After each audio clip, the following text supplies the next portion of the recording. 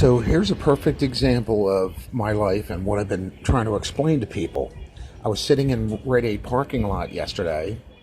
I just got out of the hospital. It was about 1:30, 2 o'clock in the afternoon. And I placed they gave me a prescription for the strongest antibiotic available because I have a severe jaw infection. It's going down into my chest. It's going up into my head behind my eyes, to my temporal lobes and my temples, and causing severe pain. And it's an abscessed tooth with a hole in it. And the hospital basically did nothing but set me an appointment with an oral surgeon and give me a piece of paper, which I had to walk, again, with diabetic neuropathy and bad shoes, all the way back into town, giving me blisters on my feet, which could cause gangrene because I'm diabetic. So I made it to Rite Aid. I'm sitting there outside waiting the half an hour they told me I needed to wait to get my meds.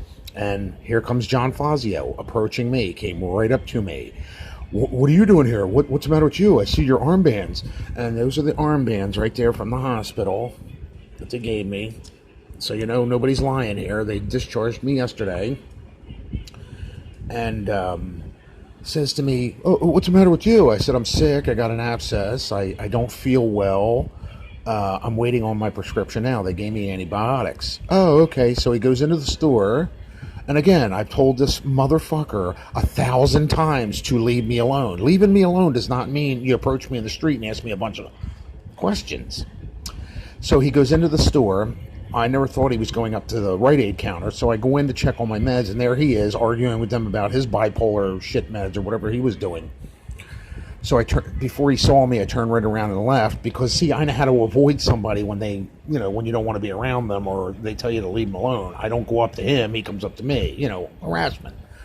So I go back outside. By the time I get out there and light another cigarette, and I'm halfway toward the back of the property where the drive-thru is, because I didn't want just stand out front so he could talk to me again. In other words, I'm avoiding him. That's how you avoid a person. I see him leaving with his little blue wagon. He was pulling his laundry and other things in this fucking buggy he has.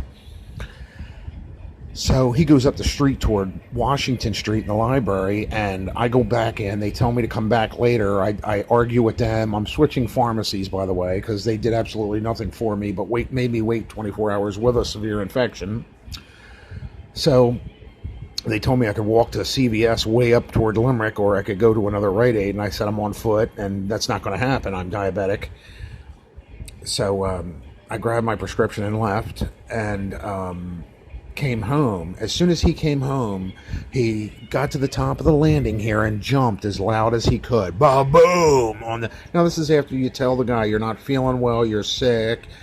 And then the landlady downstairs continued to play Crash Bang with the garbage cans all night until 2:30 in the morning, until I yelled out the window, I'm going to call the fucking cops for excessive noise, and then I'm going to call the housing authority on your bedbug-ridden ass. Then she stopped. There was no more noise after that. But until then, they had to play games right up until 2 o'clock in the morning. So just letting you know.